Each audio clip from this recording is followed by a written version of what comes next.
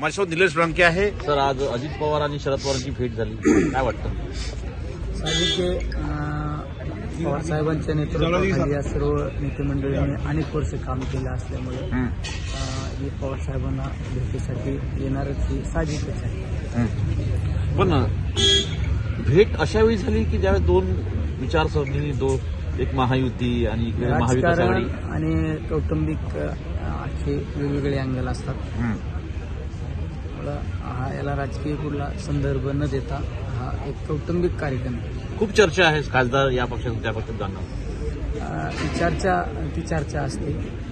तशा पद्धतीने आजपर्यंत काही पुढं कुठल्या खासदाराच्या बाबत कोणाचा असा संपर्क झालेला नाही. वाढदिवसाचा मुहूर्त निघतोय का बदलण्यासाठी, पक्ष बदलण्यासाठी? नाही, वाढदिवस हा एक कौटुंबिक सोहळा आहे, त्यामुळे त्याला राजकीय अँगल देणं चुकीचं आहे.